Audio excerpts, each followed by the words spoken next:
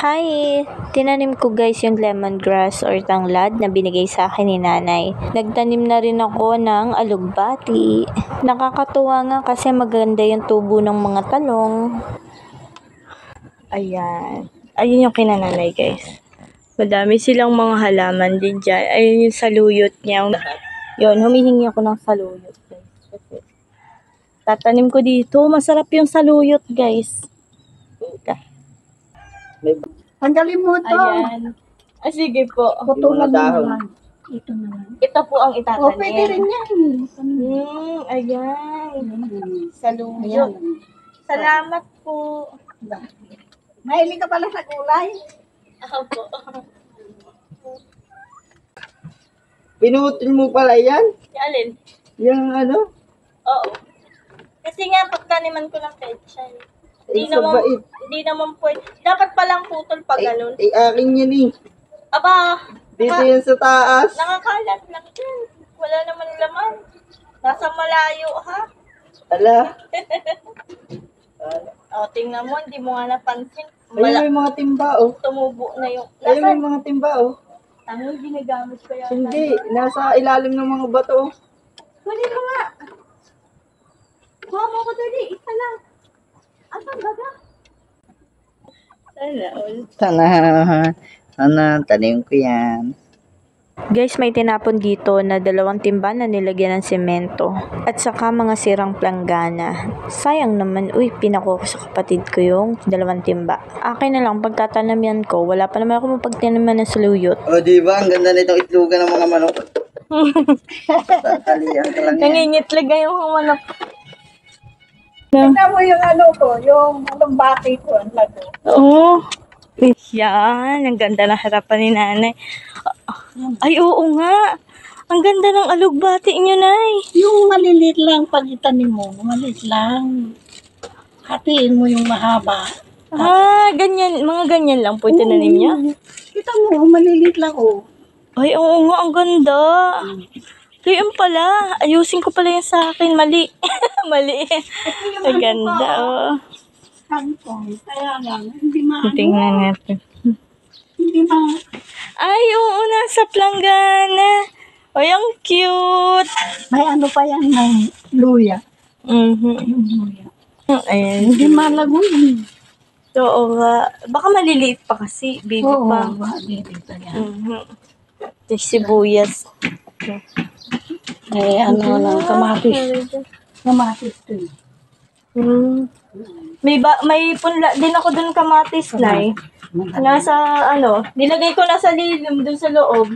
Oo. Kasi, ano siya, pag lumalaki na siya, natutuyo na. Kumapangit. Mahirap ano yung ano. Ang hirap nga ng kamatis. Ang mahirap itanim kamatis. Madali lang yung okra. Oo nga po, Saka okra. ano, madama ano. Ang ganda. Ang ganda naman dito, nay. Ang ganda ng mga halaman ni nanay.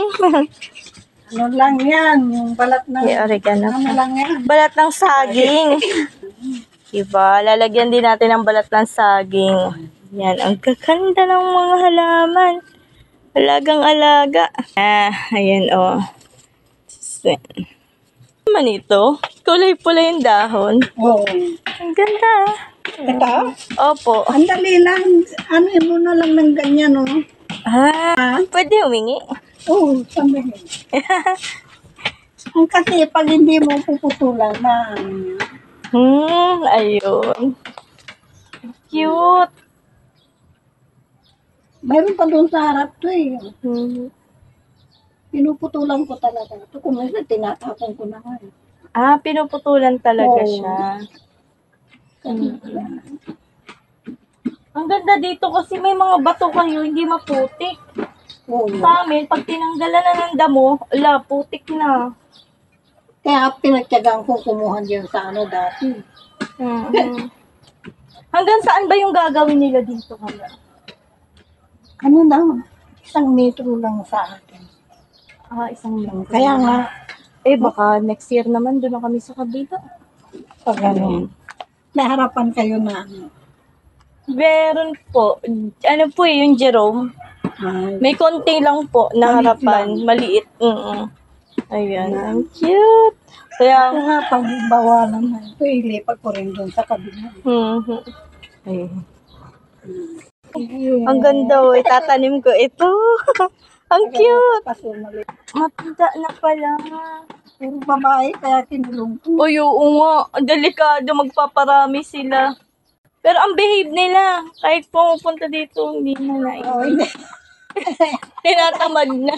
Tinatuwa tao. Hindi nga tumatahol. Yung sabi ko, lumapit ako dito. Kuha ako doon ng ano. Wala. Sabi ko, ba't di tumatahol? Sinilip ko pa. Sabi ko, nandito ba yung dog? Ganyan lang sila. Galing eh. Siguro pag pag nabubunga na yung Namulak sili. na ang ano. May bago na naman akong, bell peppers din kayo na yun. Ganda. Ito yung dalawa kong aso na yun. Yan. Oh, yan. Nung nang umuwi yan eh. Kita ko. Yan, pag nakakalabas ng marunong kasi magbukas ng gate kahit sinasara namin ng ding. Tsaka pinto na eh. Marunong magbukas. To, parang tao siya, ginaganon niya. Magkahawig yun. Oo nga, kakulay. May kakulay nga ito. Ay, sabi ko, Lalaki yan. apo lalaki. Ito, babae. Babae yan. Oo, sa kapatid ko itong babae. Nagbubuntis yan. Nako, kaya nga po, lagi nang kasama nito. Pagka, tatali na talaga to. Kaya lang kasi ang ingay. Pag tinali, Tumatahon. ang ingay po. Umiiyak. Ganun. Hindi na Ay, sanay. ang ingay. Hindi ka daw nasanay. Hindi ka nasanay. Yan nasama sa tao. Pagka po maingay yan, ibig sabihin nakatali siya. Tinatali siya paminsan-minsan eh. Kumakain sila ng damo. Oo, maganda yun. Yung, sabi nga nila yung damo, yung gamot daw yan. Gamot sa tiyan. Oo. Yan. At sabi ko, baka yata talaga to eh. Kumakain ng damo eh. Baka. Kaya, Ha? Oh, po, malaki. 1 taon pa lang po yan. isang taon. Opo. Ay, lalaki pa yan. Kaya ang laki niya. Mama! Kasi yung ibang ganyan kalaki, matanda na eh. Oo. Siya, 1-year-old pa lang yan. Pag ano na pa yan. Ayan. Kumakain ang ating mga baka. Kumakain ng baka. Kumakain ng damo. Salamat! Ayan. One last look sa kanyang mga halaman. Ang ganda ng mga halaman ni nanay. Ayan. Thank you po. Ayan guys, pinapulot ng kapatid ko. May mga semento. Ayan. Tataniman natin ng saluyot. Ay, salamat. Maganda kong halaman. Dito tayo sa harapan, guys. Yan. Wait. Pusa ko. Ay. Pipay, huwag ko magulubi. Tatanim nga tayo. Ayan.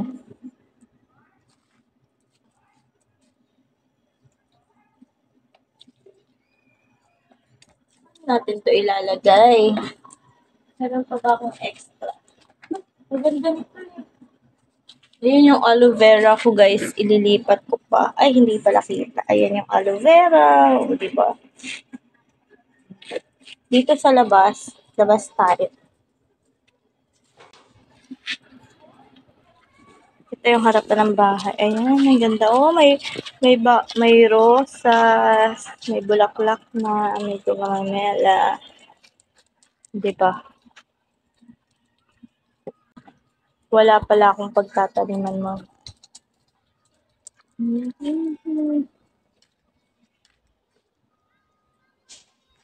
Saan natin to itatanim, guys?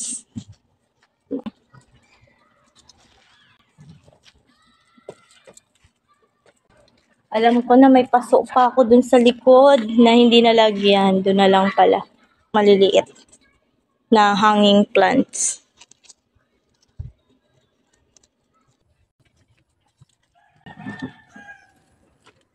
O, di ba nabigyan pa ako ng saluyot ni nanay sa kanang halaman na kulay pula. Pumunta ako sa harap bahay, tinignan ko kung may available paso ako. Naalala ko dito nga pala sa likod meron pa akong paso na hindi nalagyan ng halaman. Tapos yung isang kulay puti na may tanim na sili. Ililipat ko yung sili kasi maliit lang to eh. Ilalagay ko sa medyo malaking paso yung sili. Mukhang walang butas yan, timbang yan. Yan na lang kaya ang akin. Dalian mo mag-decide. Talagang gusto mo talagang wasakin yung mga timba, no? Alo? Ay, hindi. Binibigyan ko sila ng purpose.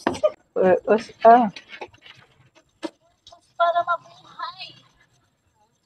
Guys, meron ako dito. Aray ko. O, diba? Ito yung paso na walang laman. So, dito ko itasanim yung kulay pulang halaman na bigay sa akin ni nanay. Ang ganda nitong halaman na to. Hindi ko alam kung anong tawag dito eh. Anyways, kailangan tanggalin yung mga dahon. Ganun pala yun. As in, walang dahon dapat.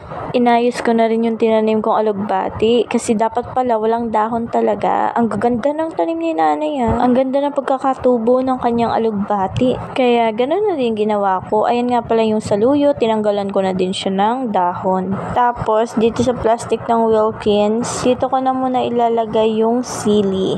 Tapos yung ornament plants, lumalaki kasi yan ng sobra, ilalagay ko na lang dyan sa lupa para hindi masayang. Meron na kasi ako nyan. Lumalaki yun guys at magandang ilagay sa harap ng bahay sa gilid. So ito muna, tanim-tanim lang. Yung sa pinagtaniman ko ng saluyot, nilagyan ko na rin ng alugbati sa paligid. Pagkatapos diniligan ko na sila. Medyo umiinit na nga kaya magmamadali na din ako. Ganyan muna kasi aayusin naman to ni Mr. pag off niya. Yes, pag rest day niya nag-aayos talaga yun ng mga halaman. Kaya bahala na siya kung anong gagawin niya dito. Ito naman guys yung pechay. Tinatakpan ko kasi tinutukan ng manok. Dadagdagan ko pa ito pag nagluto ako ng pechay guys. Kasi yung pinakang dulo nun yun yung tinatanim ko. So hanggang dito muna guys. See you sa next video. Bye! Paitlugan ng mga manok. Oh, wow! Nice naman. Oh. Ano yan? Putik? Putik. Tsaka damo. May mga nangingitlog kasing manok, guys.